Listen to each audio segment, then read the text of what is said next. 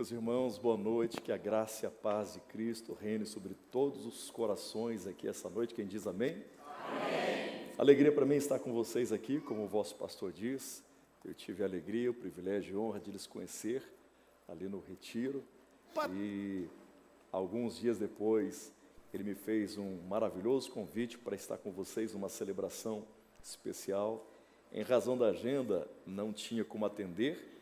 Aí, esse domingo, como nós estávamos mais tranquilos, em razão da Semana da Páscoa, estar junto com a família, eu lembrei do domingo, falei, vou ligar para o pastor Ednilson e vou dizer para ele, se ele precisar, eu estou ali para servi-lo.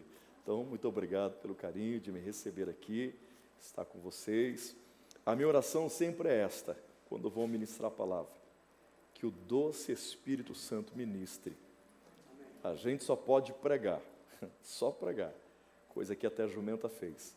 Agora, quem convence o homem do pecado, juízo e justiça é o Espírito Santo. E eu sei que essa noite ele vai fazer isso porque a palavra dele não volta atrás vazia. Ela sempre realiza aquilo para qual foi enviada, né? Pensando nesse dia simbólico, festivo, onde todos nós reafirmamos a nossa crença, a convicção na ressurreição do Cristo. Tem tanto texto bom para falar sobre isso. Em harmonia com tudo que aqui foi ministrado através do louvor, das palavras proféticas, da coreografia, me veio ao coração dois textos que eu desejo convidar você para pensar comigo. Se trouxer uma Bíblia, nós vamos ler Salmos, de número 89, e depois Jeremias, no capítulo 25, verso 9. Estaremos lendo dois textos, Salmos 89 e 20, e Jeremias, capítulo 25, verso 9. Enquanto você procura, quero dizer que eu trouxe ali, se você desejar, no final do culto, adquirir, é um livro que o Senhor me permitiu escrever. Eu escrevi ele em 2019, ele deveria ficar pronto exatamente em julho de 2019, mas ele só foi ficar pronto no dia 20 de março de 2020, bem no momento da pandemia. Eu falei, Senhor, foram tantos dias de jejum, de oração, de pesquisa, dedicação, diligência. E agora que o livro fica pronto, a pandemia, isso que eu achava que seriam 2 meses de pandemia, 3, 4, não 2 anos. Mas ninguém pega Deus de surpresa, né, gente? Antes de qualquer tipo de problema, ele já tinha a solução. Ele pré-ordenou Cristo como o Cordeiro antes da fundação do mundo.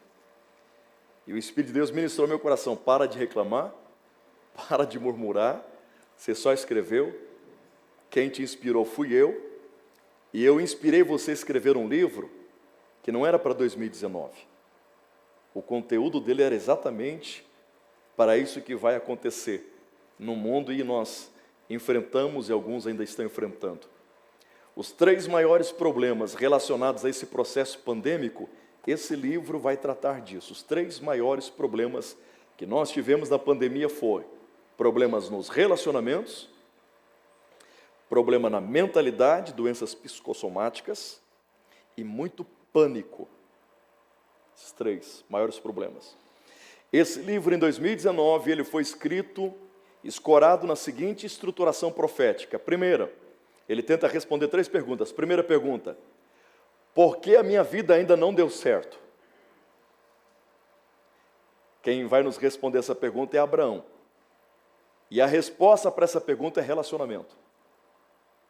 O que impede a nossa vida de dar certo, de forma número 1, majoritária, principal, é relacionamento. Por quê? Porque relacionamento é como o botão de elevador. Ou te leva para cima, ou te leva para baixo. Nós temos 2 profetas, dentre vários, no Antigo Testamento e no Novo. No Antigo eu destaco Jonas. No Novo Testamento eu destaco Paulo. Quando Jonas entra naquele barco, porque Jonas entra, quem está no barco vai morrer. No Novo Testamento, em Atos 27, Paulo entra no barco, e porque Paulo entra no barco, quem está no barco não vai morrer. Dependendo de quem entra na nossa vida, ou é naufrágio, ou é livramento. A nossa vida não dá certo. Tem várias razões, e a principal, pastor, é relacionamento. Perceba que a maior desgraça que que existe no mundo e nós estamos subalternos a tudo isso, foi quando Adão e Eva deixaram de se relacionar com Deus para se relacionar com uma serpente. Essa instabilidade entre Ocidente e Oriente, que é de muito tempo, em razão de um erro grasco de Abraão com Sara. Ao invés de crer na promessa de Deus, ele se deita com Agar. Nasce Ismael. Depois vem o da promessa. E a gente vive esse barril de pólvora no mundo que é o ódio entre árabes e judeus. Relacionamento. A palavra mais importante no céu, relacionamento. A palavra mais importante na terra, relacionamento. A palavra mais importante na Bíblia, relacionamento. A Bíblia começa com relacionamento e ela termina com relacionamento. Gente, é muito forte isso. Segunda pergunta que esse livro vai tentar responder, porque ainda não cheguei no lugar da promessa, Josué responde: mentalidade. Deus não pode me levar para uma terra nova com uma mentalidade velha. Deus nunca vai levar você para aquilo que Ele tem preparado para a sua vida sem antes preparar você. Não entendi. Deus não te leva para o lugar da promessa sem antes te treinar. Deus treina, aí Ele leva. Se não treina, não leva. Se treinou, não chegou, é porque treinou, você foi aplicado uma prova e reprovou. Ninguém chega onde Deus quer se não for treinado. É por isso que Moisés do deserto volta para o palácio, para falar com o faraó. Porque foi treinado 40 anos no palácio. E é por isso que Moisés do palácio vai para o deserto. Porque foi treinado 40 anos no deserto. É por isso que Deus não usa Josué. Porque Josué não podia entrar no palácio. E também não conhecia o deserto. Mas pastor, e por que é que Moisés não leva o povo para dentro da terra prometida? Se ele foi treinado? Porque foi reprovado no teste. E por que Josué leva o povo para dentro da terra prometida? Porque foi treinado e foi aprovado. Deus não me leva onde Ele não me treinou. É muito forte, gente. Terceiro e último, porque minha vida, porque ainda não venci o medo que sempre me venceu. Aqui tem um conteúdo do céu, que tem sido instrumento de cura para muitas pessoas que têm enfrentado burnout, ansiedade e depressão. Quem vai nos responder essa pergunta é Pedro, porque não venci ainda o medo que sempre me venceu. Se você desejar, vai estar ali à sua disposição, você pode fazer no cartão, no Pix, como você desejar. Amém? O tema dele é treinamento e caráter, 3 homens forjados pelo fogo do Altíssimo. Salmos 89, verso 20, apenas a parte A, está escrito assim: achei a Davi, meu servo. Jeremias capítulo 25, verso 9.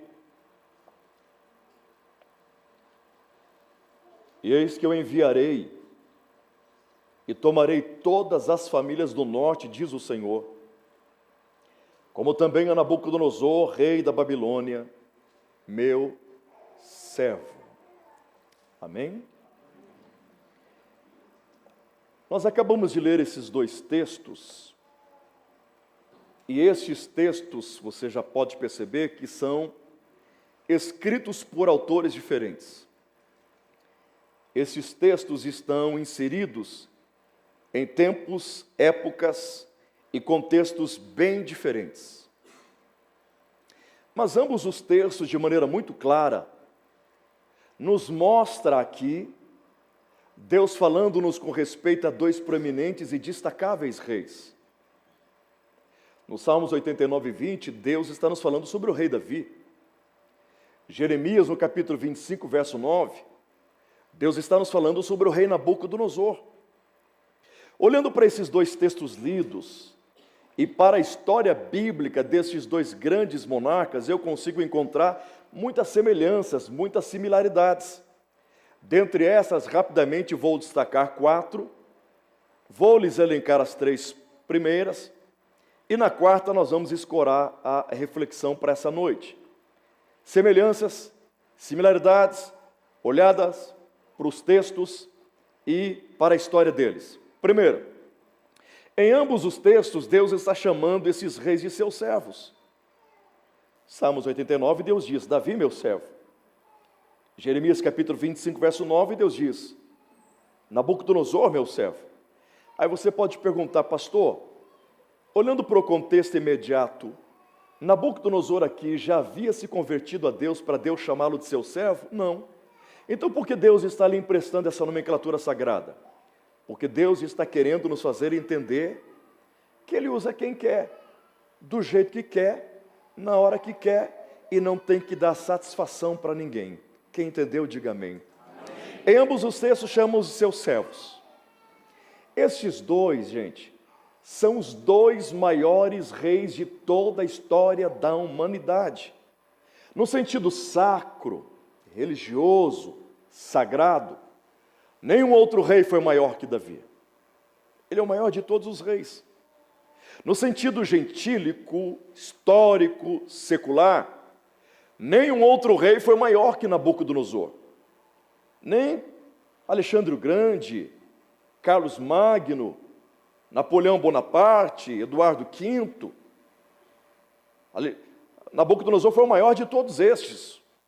Na visão do profeta Daniel, diz isso, que o império dele foi o maior de todos na terra, e não haverá outro assim. Para estes dois grandes reis, a Bíblia, de maneira coerente, não poderia ser diferente, ela vai lhes emprestar um espaço altamente significativo para dissertar suas histórias. No retiro, falando um pouquinho sobre Davi, eu comentei que o Antigo Testamento dedica a Davi 66 capítulos para contar sua história. Moisés, Abraão, José não tem tantos capítulos assim. Ele é citado 59 vezes no Novo Testamento, mais que Paulo. Só Jesus é mais citado do que Davi no Novo Testamento. Na Bíblia toda ele é citado 1005 vezes. Então, esse grande rei, no termo sacro, recebe um grande espaço no cânon para conhecermos a sua história. E Nabucodonosor, ele é o rei pagão mais comentado na Bíblia. Ele é citado nos livros históricos de Neemias, de Esdras e de Esther. No primeiro e segundo livro dos reis, primeiro e segundo livro das crônicas e também nos profetas maiores, Jeremias, no livro de Ezequiel e de Daniel. Então Deus os chama de seus servos. São os dois maiores reis de toda a história, e a Bíblia fala muito sobre eles. Terceira semelhança. Até hoje, a história aplaude Davi e aplaude Nabucodonosor. Até hoje eles são celebrados.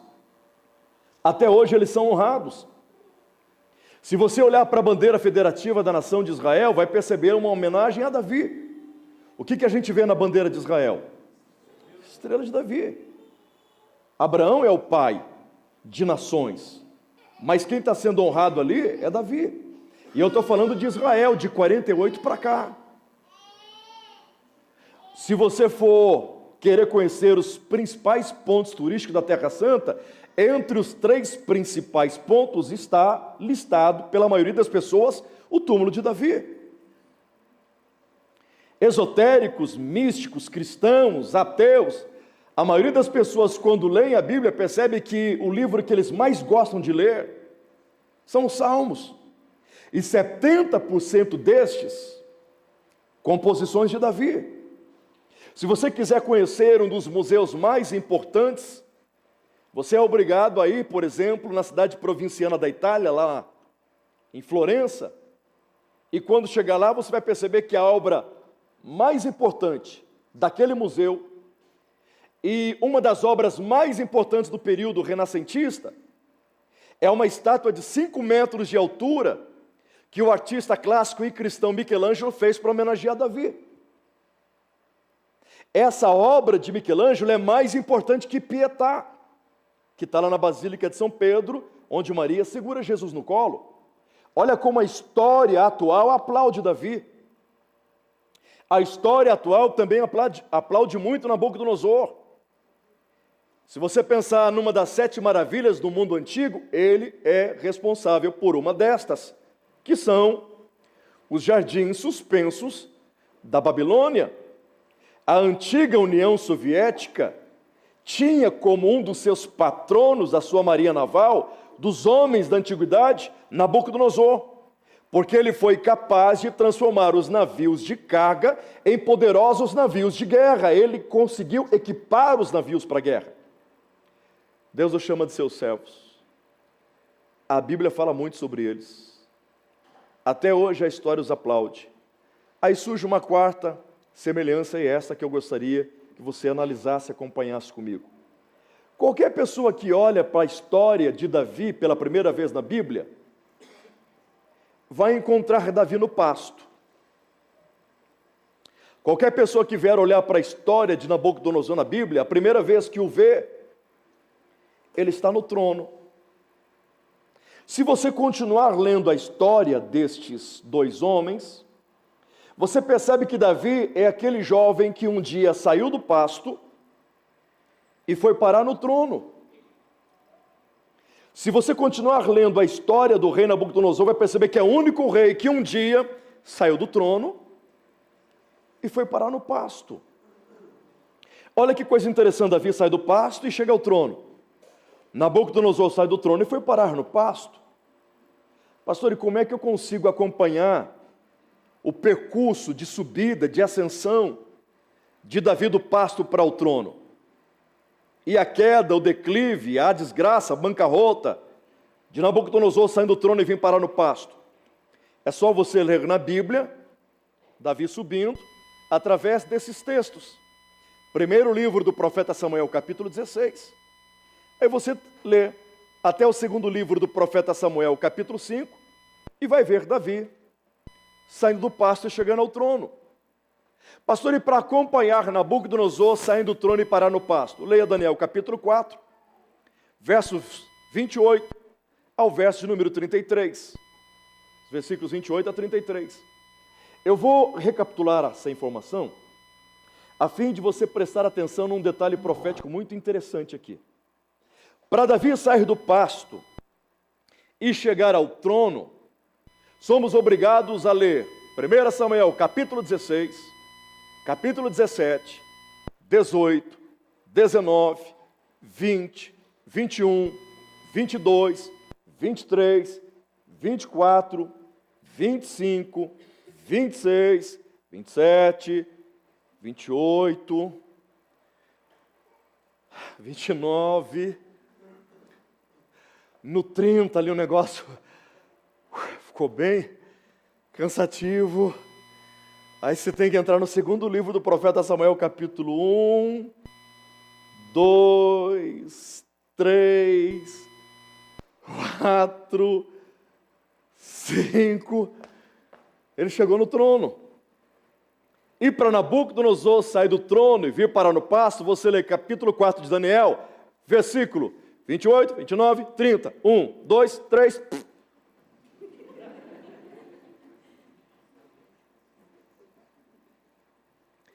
Para Davi sair do pasto e chegar ao trono, demorou e demorou muito.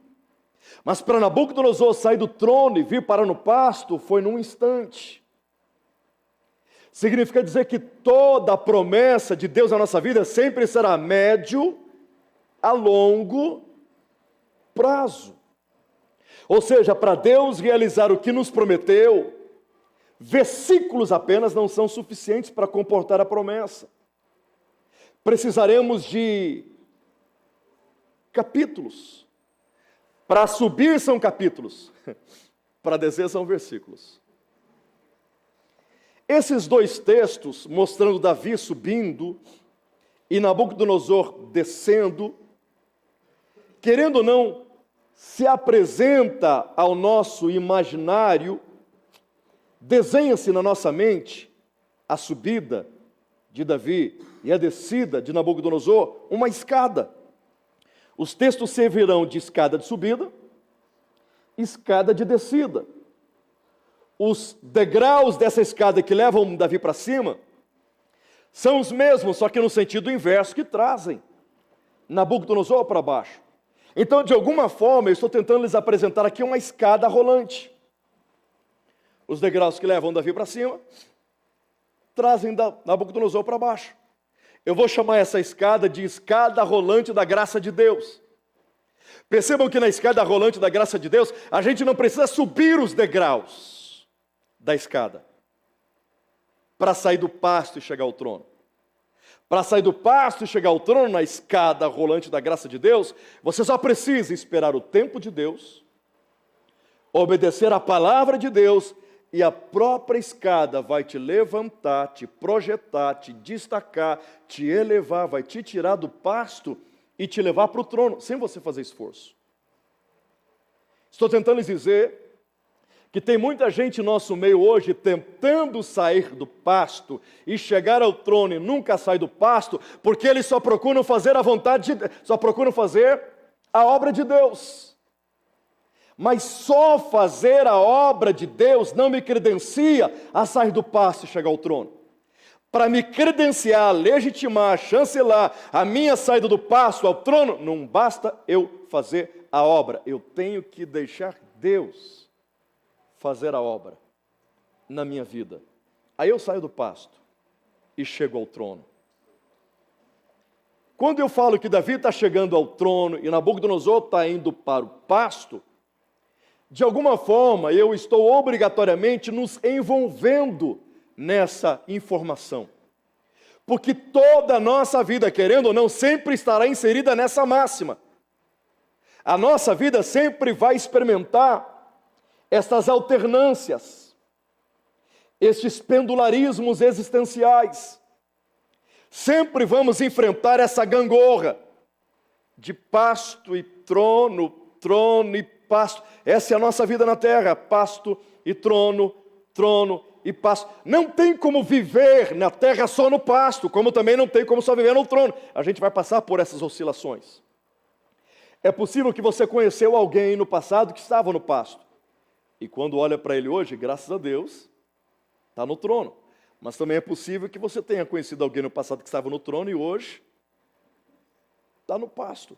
Porque a nossa vida, ela passa exatamente por essa alternância de pasto e trono, de trono e pasto. Se eu estou dizendo que nós estamos envolvidos nessa máxima, nessa realidade de pendularismo, é provável que essa noite eu esteja pregando aqui para alguém que está no grupo do pasto. E também esteja pregando para alguém que está no grupo do trono. Qual é a palavra de Deus para quem está enfrentando o pasto? Enfrentando essa academia de treinamento de Deus. Onde Deus, através de muitas provas, está tentando elasticizar a tua musculatura. Te trazendo resiliência, fé, firmeza, tessitura, ânimo, entusiasmo. Qual é a palavra de Deus para quem porventura esteja no pasto? Se Ele te fez promessa que vai te tirar do pasto e vai te levar para o trono, creia, porque Deus vai cumprir a sua palavra. E qual é a palavra de Deus para quem porventura esteja no trono? Faça de tudo para não voltar para o pasto.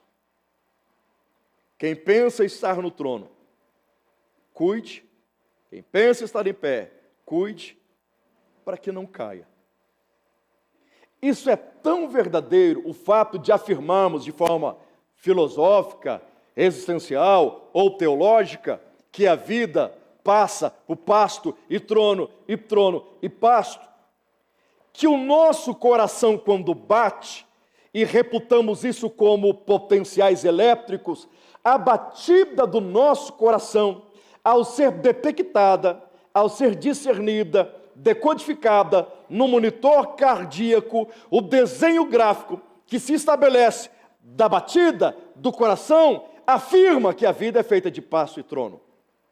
Porque quando o nosso coração bate, tum, tum, tum, tum, no monitor cardíaco aparece um desenho. E esse desenho gráfico é assim, um tracinho embaixo e um tracinho em cima. Coração bateu, tracinho embaixo, tracinho em cima. Coração bateu, tracinho embaixo, tracinho em cima. Isso é o reflexo da batida do coração, que, claro, prova que a gente está vivo. E se eu entendo que eu estou vivo e meu coração bate e é percebido assim, é porque a vida é feita de pasto e trono. Tracinho embaixo é pasto, tracinho em cima é trono. Então a vida é feita de pasto e trono, de trono e pasto e trono e pasto. Pastor, eu não gosto dessa alternância. Eu gostaria de só viver no trono. Se você desejar só viver no trono, o tracinho é pi. Aí foi para o trono mesmo.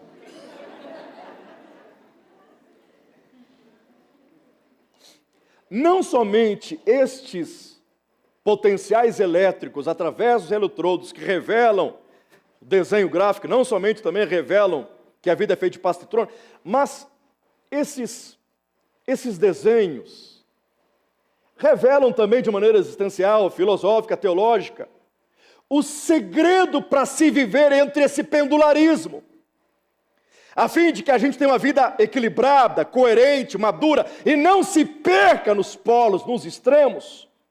O pasto e o trono está tentando levar a gente a entender que o segredo da vida humana, o segredo da felicidade, é quando eu consigo ser capaz de viver no pasto como se eu estivesse no trono.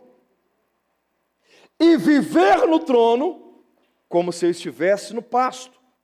Quando eu vivo no trono com a consciência de pasto e vivo no pasto com a consciência de trono, perfeito, encontrei o equilíbrio. E aí está o extrato da felicidade da vida humana.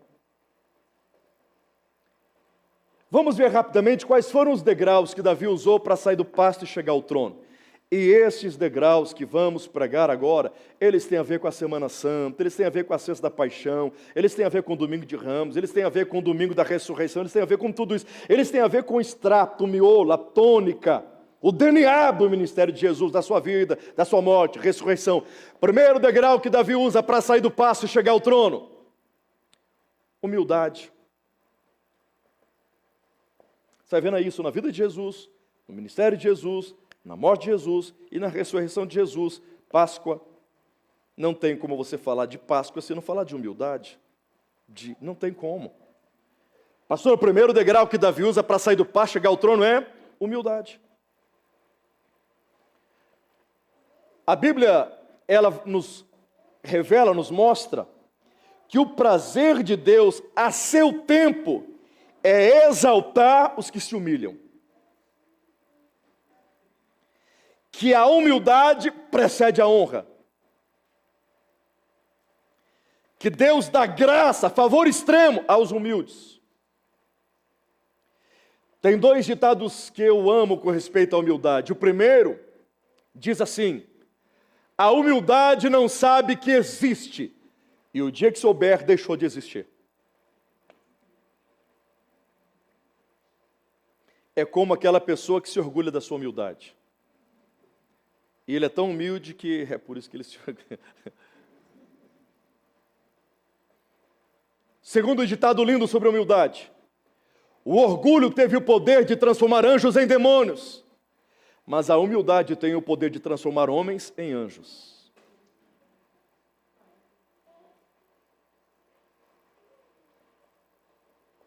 Gente, com todo respeito, mas se tem um personagem da Bíblia que tinha tudo para se sentir metido a besta, orgulhoso, esnobe, prepotente, altivo, soberbo, era Davi.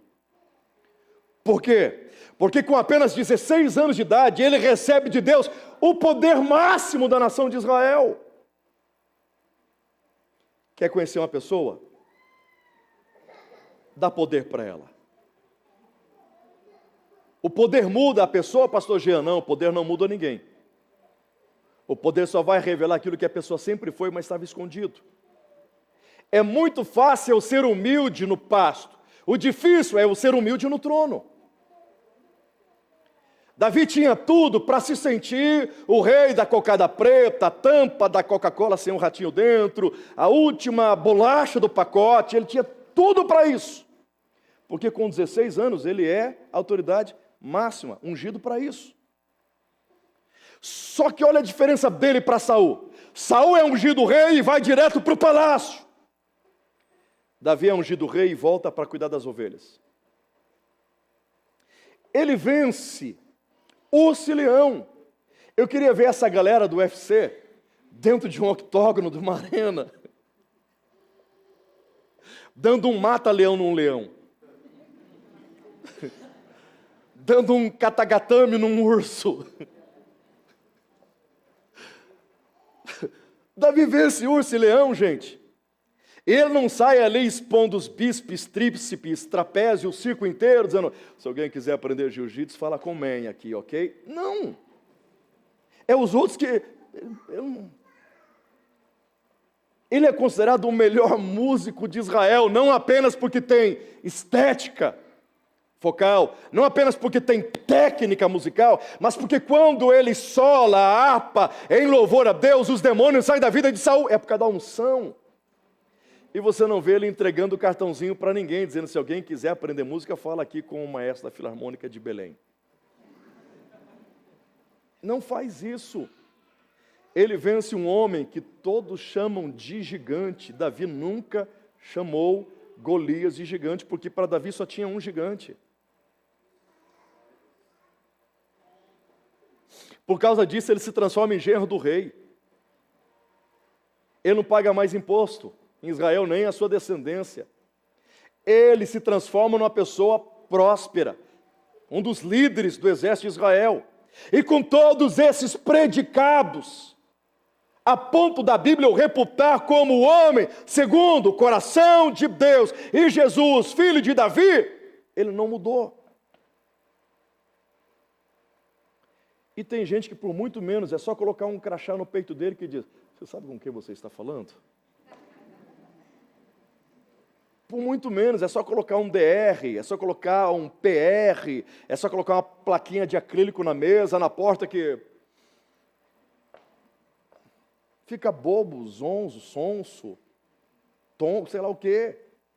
E Davi, com toda essa honraria, ele é uma pessoa humilde. Segundo degrau que Davi usa para chegar ao trono, era servo. Eu estou falando de vida de Jesus, de ministério de Jesus, de morte de Jesus, de ressurreição de Jesus. Era servo. Abraham Lincoln, no seu discurso mais memorável no Capitólio, diz: quem não vive para servir, não serve para viver. Diga para alguém perto de você: se não serve, não serve.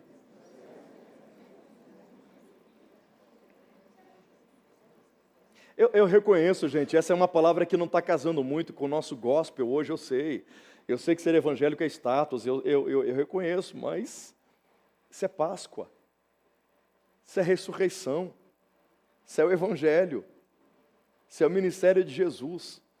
E Davi vai imitar, e é por isso que Jesus é chamado, você vê a harmonia, era servo. Escute isso.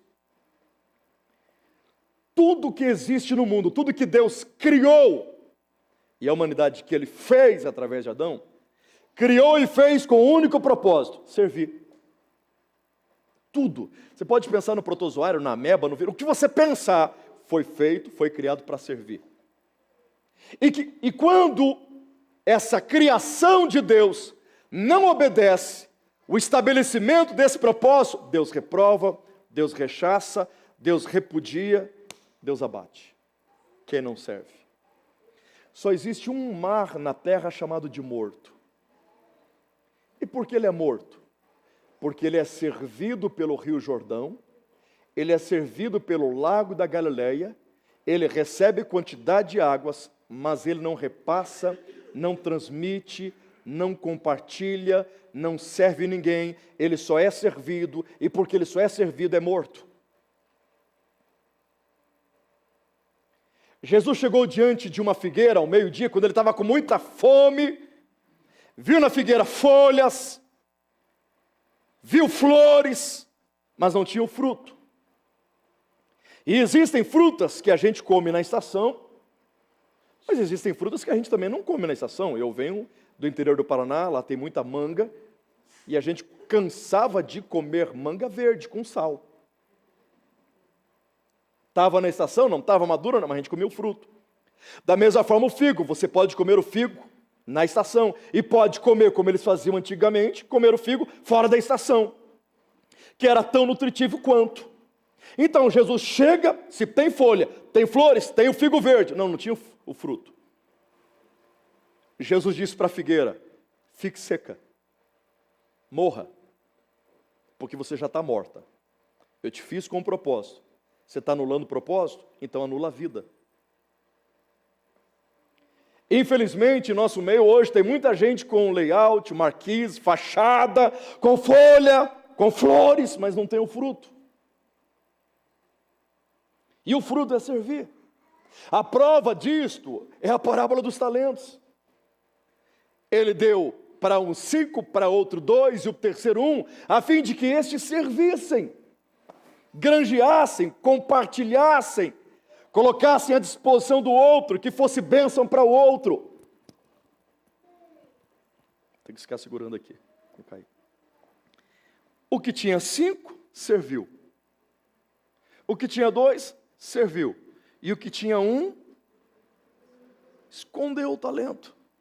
Aí Jesus vai dizer para essa pessoa: até o que você não tem será tirado. E o que te aguarda, ou seja, o teu destino, são trevas, dores e ranger de dentes. Jesus começa embrionariamente a trazer um conceito profético que, para chegar ao inferno, não é apenas pecar, porque não servir também é pecar. E aquele que pode fazer o bem não faz, comete pecado.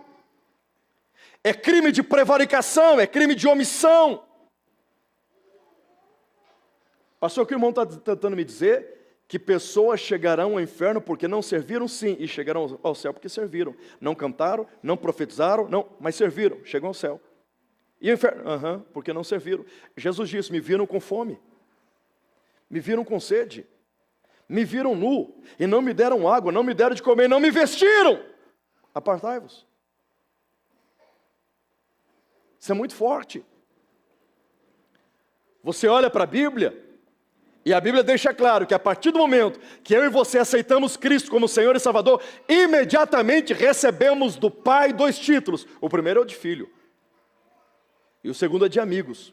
Nós somos filhos de Deus, e nós somos amigos de Deus. Então, na terra, os nossos 2 maiores títulos são de filhos e amigos. Pasmem, isso na terra. No céu não seremos chamados nem de filhos, nem de amigos. É Jesus quem diz isso, que Ele estará diante dos portões celestiais e vai dizer: servo bom e fiel, entra para o gozo do teu Senhor. Não filho, não amigo. Apocalipse capítulo 22, estamos falando da Nova Jerusalém. No verso 3 diz que diante do Cordeiro, ao lado da árvore da vida, estarão os seus servos, e com ele reinarão.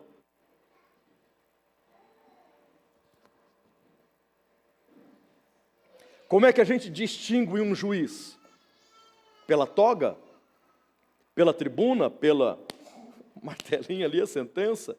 Como é que você distingue um militar? Pela farda?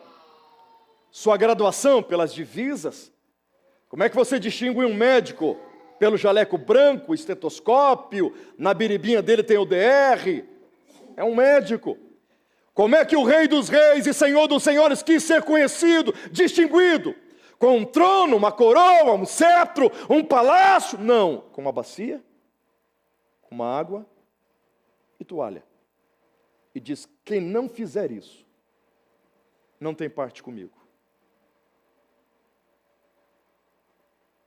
Cadê Davi? Servindo as ovelhas do pai. Cadê Davi? Servindo o pai. Davi servindo o comandante da tropa. Davi servindo os irmãos. Davi servindo o palácio. Davi servindo Saul. Davi servindo o exército de Israel. Davi servindo os refugiados, os de espíritos amargurados na caverna de Adulão. Servindo como rei em Hebrom. Servindo como rei em Jerusalém. No milênio, independente da tua vertente teológica, se você crê que já estamos vivendo no milênio, não importa. Diz a Bíblia, no milênio, o compromisso de Deus não é com o tabernáculo de Moisés, não é com o templo de Salomão, mas é com a tenda de Davi. Até no milênio, Davi vai servir.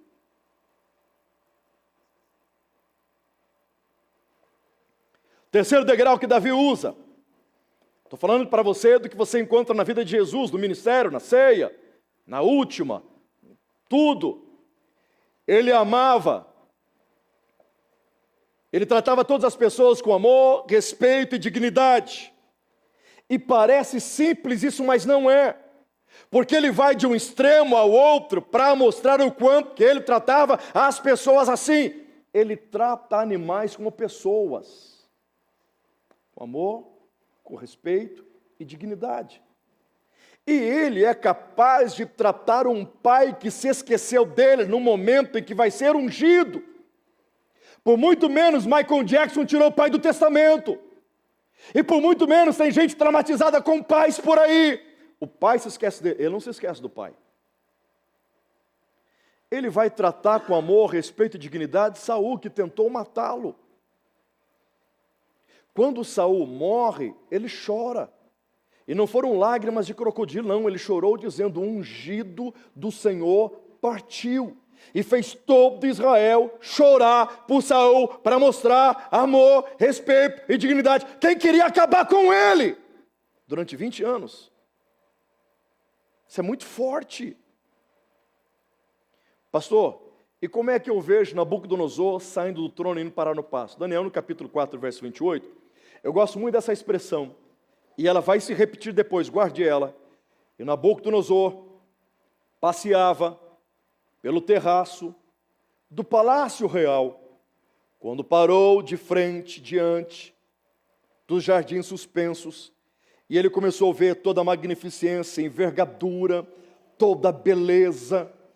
Ele começa a se auto-exaltar, auto-glorificar, auto-elogiar, e até aí para Deus não tem problema nenhum, é mais um Zé Mané, achando que alguma coisa, Deus releva.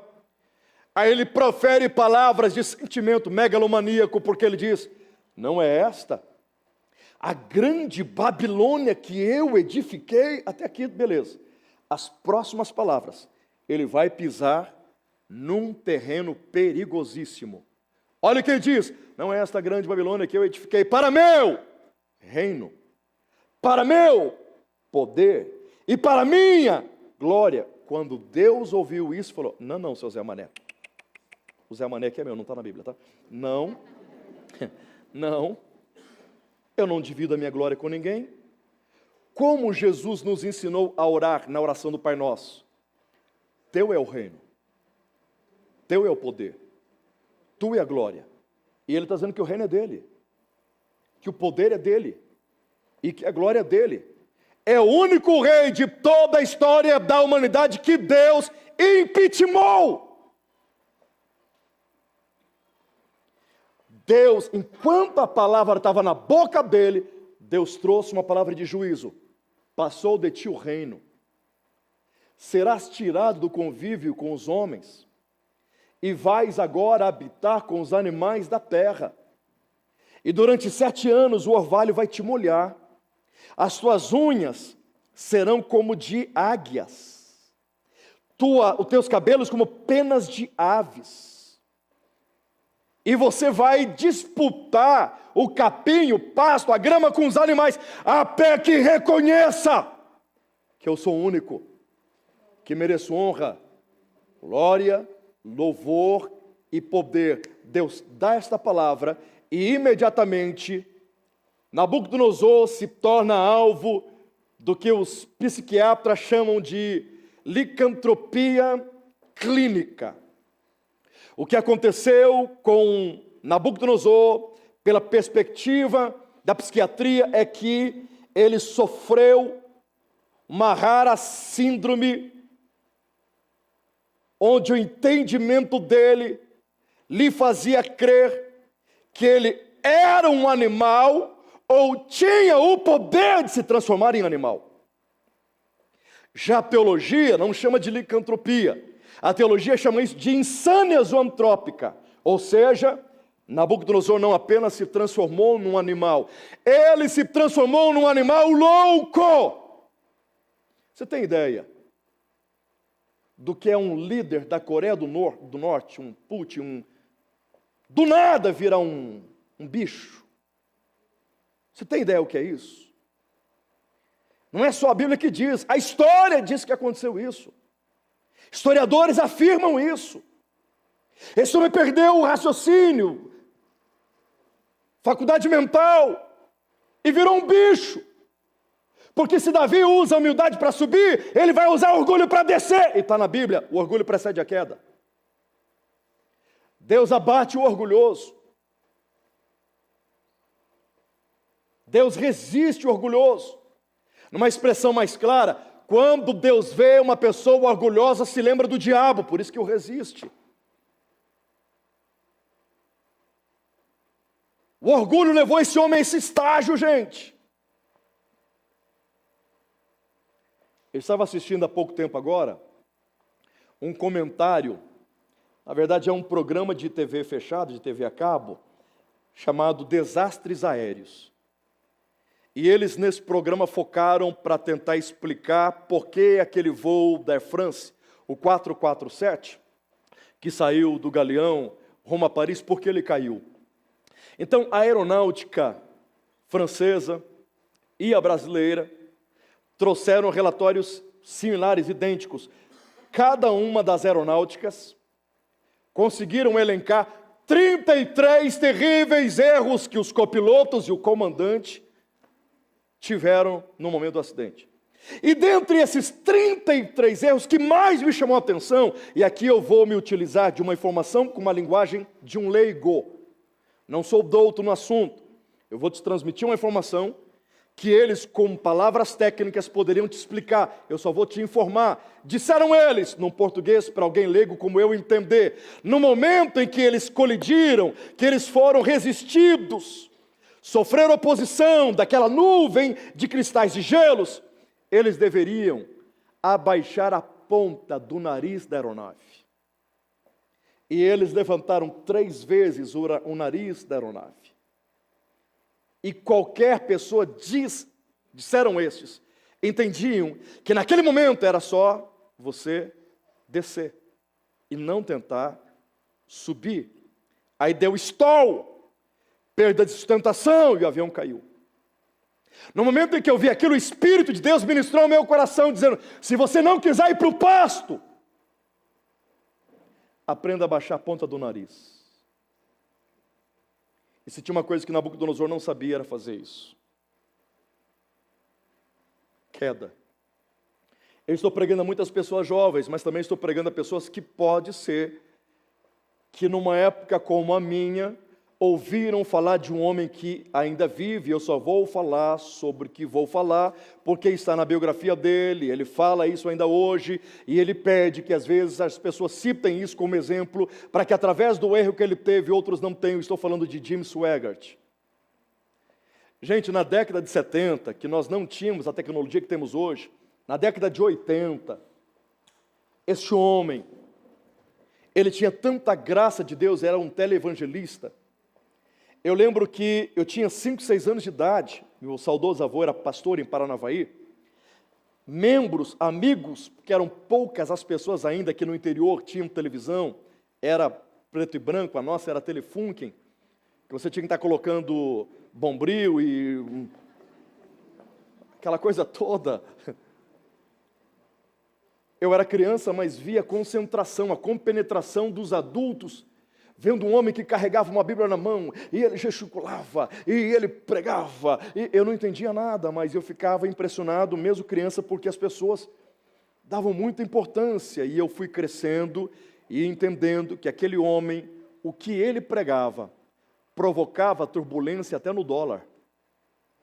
Dependendo do que ele pregava, mexia com os conselheiros da Casa Branca, fazia com que Reagan, na época, se reunisse com seus conselheiros e tomasse tal atitude, tal diretriz. Mexia com a KGB. Mexia com a África, que naquele momento, por causa da vida dele e do ministério que Deus lhe emprestara, começaram a receber muitos donativos, ajuda, a pé da Cruz Vermelha. O que ele dedicado para lá, destinado para lá, ele balançava o mundo com o que pregava. É tão tremendo que o meu sogro pediu para minha esposa assistir uma mensagem dele de 84, quando ele está trazendo uma profecia com rabisco geopolítico, falando que no futuro nós veríamos problemas, como estamos vendo com a Rússia e os países bálticos. Isso em 84. Esse homem chegou a uma envergadura tão grande, palavras dele, o ministério cresceu, e um dia um dos seus auxiliares teve um problema de deslize moral, mas era um auxiliar muito importante. E esse auxiliar chegou para ele e falou: pastor, coloca panos quentes, me ajuda. Não posso. Não tem como, não. Ele não gostou. Ele não gostou. E esse auxiliar disse, eu vou preparar uma armadilha, o pastor vai cair, eu vou poder subornar, extorquir, chantagear, dizendo, você também caiu, agora me reintegra, ou se você não me reintegrar, eu te entrego. Escute isso, palavras do pastor Jimmy Swaggart. Ele foi pregar em Monumental de Nunes, na Argentina, estádio lotado, e uma outra grande multidão fora, tentando entrar. Ele passa com um avião em cima, viu a quantidade. Nesse momento, o comandante do voo disse, pastor, olha pela janela do avião, à esquerda e à direita. Ele olhou, tinham 2 caças argentinos fazendo a escolta para ele poder descer. E o comandante captou a frequência dos pilotos e esses estavam honrando o pastor Jimmy Swaggart, dizendo, estamos tratando o senhor como trataríamos um chefe de Estado. É nesse momento que o pastor Jimmy Swaggart, nas nuvens, no sentido literal, e aqui também, entenderam? Nas nuvens, ele diz, Deus, eu não sabia que o Senhor precisava tanto de mim assim. 20 dias depois, quando ele cai, ele diz que o sentimento que ele teve, de angústia, de morte, de arrependimento, era ruim porque uma voz ficava dentro dele dizendo, você não caiu aqui, você caiu lá em cima. Aqui foi o sintoma, a consequência da tua queda. Salomão diz, quando Deus quer abater um homem orgulhoso, ele o entrega na mão de uma mulher estranha. Olha o que aconteceu com Sansão. Olha o que aconteceu com Salomão. O orgulho levou esse homem ao pasto. Ele tinha só em um palácio, mais de 60 mil servos. Você não vê ele servindo ninguém. Ele não tratava ninguém com amor, respeito e dignidade. Tanto que se Davi trata animais como pessoas, ele mandou dar ração para Daniel, Azarias, Ananias e o outro lá também, que a gente conhece como Misaque, Sadraque, Mesaque, ok? Parece uma língua estranha, você fala muito rápido. Ele mandou dar a ração. A ração. Você dá ração para quem? O que a gente planta, colhe. Ele tratou pessoas como animais, Deus vai fazer ele agora comer com animais. Esse homem era tão insensível, tão indiferente, tão duro, que ele mandou levantar uma estátua em homenagem a ele, e todos tinham que se prostrar para ele. Dividiu o povo de Deus em 3 deportações, fatiou, formatou o povo de Deus em grupos. É muito perigoso quando a gente, no corpo de Cristo, começa a formar grupinhos. Pasto. Davi, trono. Eu gostaria de poder terminar a mensagem assim agora para você. Só que eu estaria faltando com transparência, seriedade, respeito e compromisso com a palavra. Porque a Bíblia não mostra, não termina mostrando Davi no trono e Nabucodonosor no pasto. A Bíblia vai nos mostrar agora uma reviravolta incrível na vida dos dois. Diga para alguém perto de você, cuidado com as reviravoltas da vida. Gente, escute. Pasmem. Davi do trono volta para o pasto. E Nabucodonosor do pasto volta para o trono. O que levou o pastor Davi do trono ao pasto? O que levou Nabucodonosor do trono para o pasto? Segundo Samuel capítulo 11, primavera, tempo dos reis saírem à guerra. Davi não foi. Por que Davi não foi? Porque ele entendeu, os inimigos tremem de medo por causa do meu nome, a minha fama se expande, então eu não preciso ir, já que os inimigos já têm medo da minha fama. Deixa a minha fama ir, mas eu não vou, e eles continuarão tendo medo e serão derrotados por causa da minha fama. Escute, eu pedi para você guardar uma frase sobre Nabucodonosor e ela se repete aqui. E Davi passeava pelo terraço do palácio real, os mesmos caminhos de Nabucodonosor. Ele para e ele vê uma mulher nua tomando banho. Por que é que essa mulher está tendo liberdade de tomar banho daquele jeito no lugar onde as mulheres podiam tomar daquele jeito? Porque ela tinha certeza que, assim como o esposo, todo o povo de Israel, o exército de Israel, estavam indo para a guerra, estavam na guerra, então ela tinha liberdade para tal. Só que o rei ficou, e ele a viu. Este, que servia a todos, a primeira coisa que ele faz é chamar um servo, para que ele o sirva. Servo, quem é aquela mulher ali? E o servo diz, é casada com o teu servo fiel, Urias. E o nome dela é Betseba. E o rei, que tratava todos com amor, respeito e dignidade, até um tal de Mefibosete, diz, chamem-na. E a mulher veio, não sabia que o senhor estava aí, rei. O que eu posso te servir? Deita na minha cama, que eu vou me deitar com você.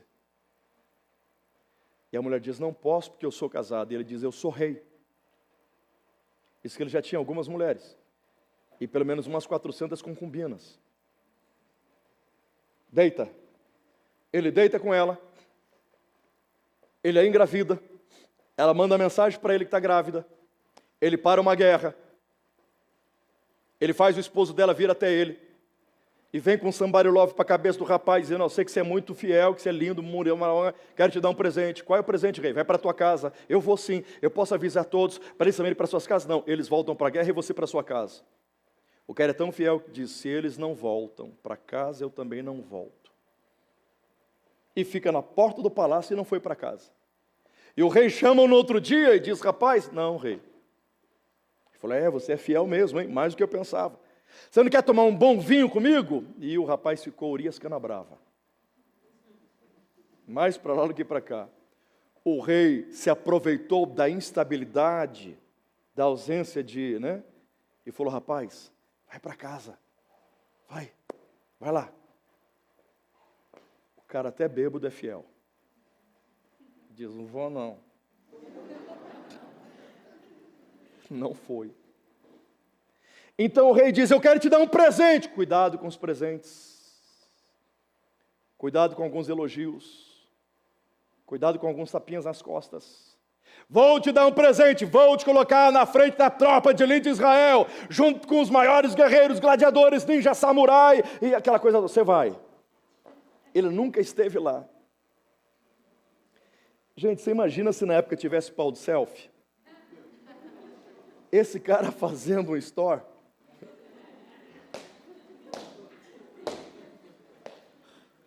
O bobão foi, coitado. Joabe deu um comando de recuar, ele não entendia a senha, e ele continuou, e de cima da cidade os inimigos matam ele a flechas, a flechadas. Sabe quem fez isso? Um homem segundo o coração de Deus. Quem está livre?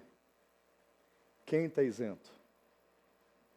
Se um homem assim, o orgulho ataca seu coração, ele para de servir e para de tratar os outros com amor, respeito e dignidade. Quem somos nós, gente?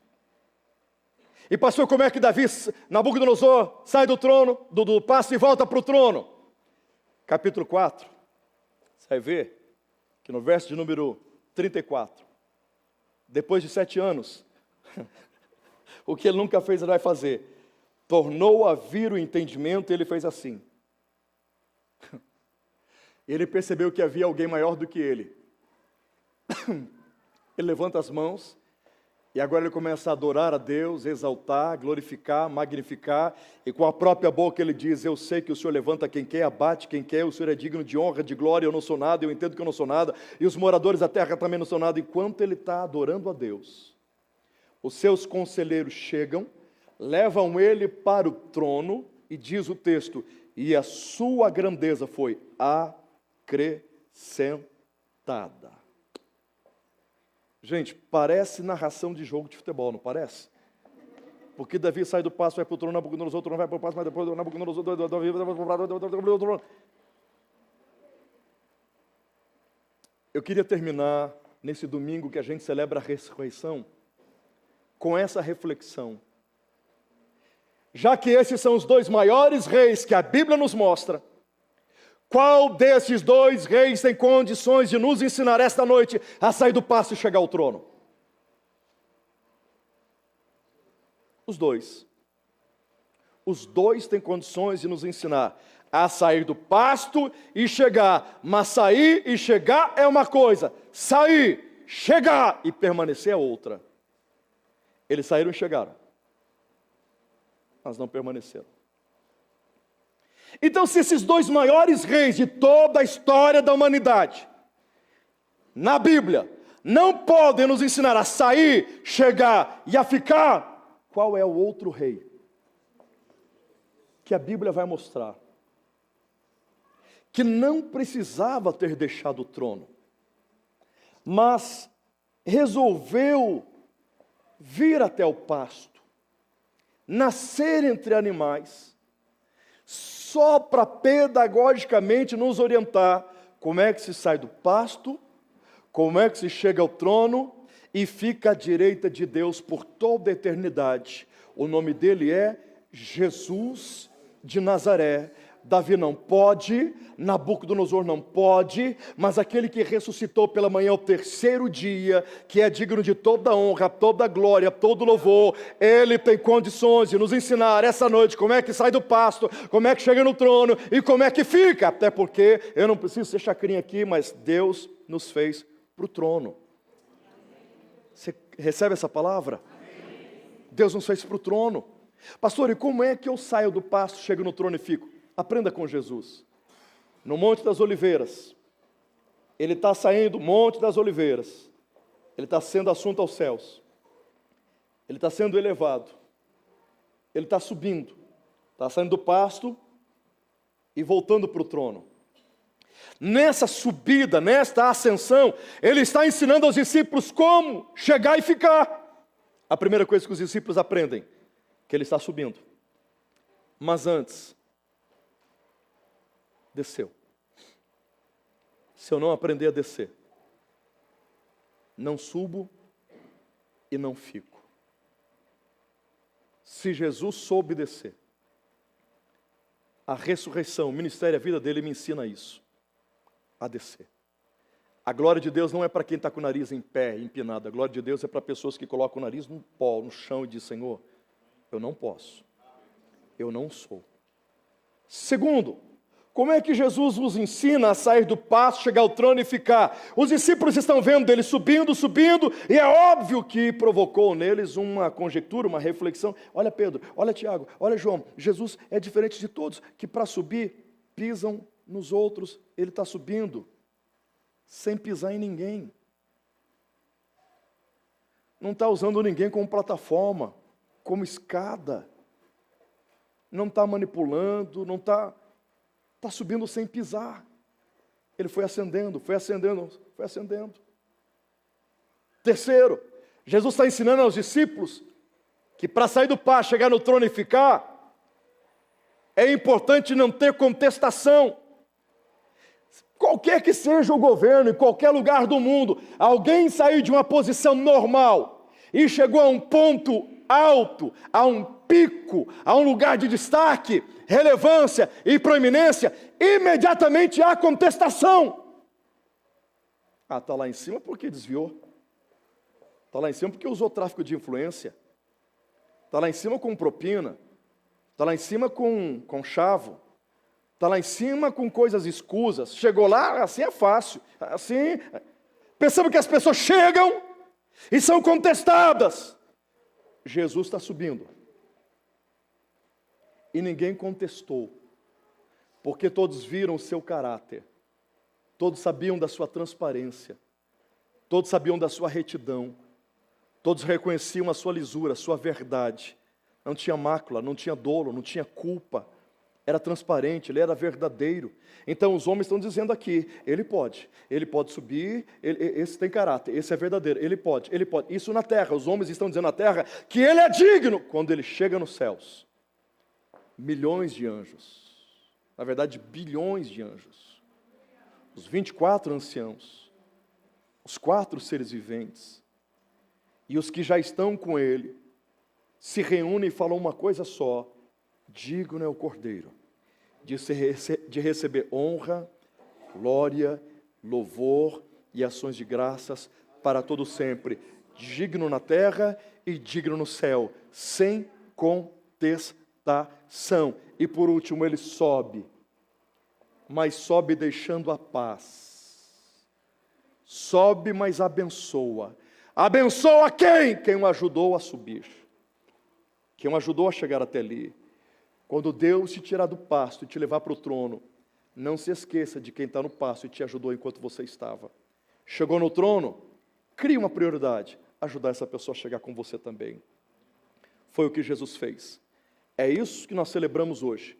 Aquele que ressuscitou, está à destra do Deus Pai, dizendo: não se turbe o vosso coração, porque eu vim lhes preparar lugar, porque onde eu estou, vocês estarão também. Daqui a pouco nós estaremos com Ele para a glória, louvor do seu santo nome. A trombeta vai soar, os mortos ressuscitarão primeiro, os vivos serão transformados em corpos incorruptíveis e gloriosos, e lá nós estaremos cumprindo o que João viu lá na ilha de Patmos, dizendo: digno é o Cordeiro.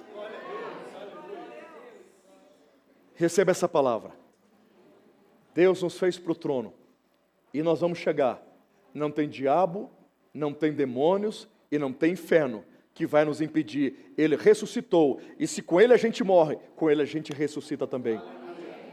Deus nos abençoe, em nome de Jesus.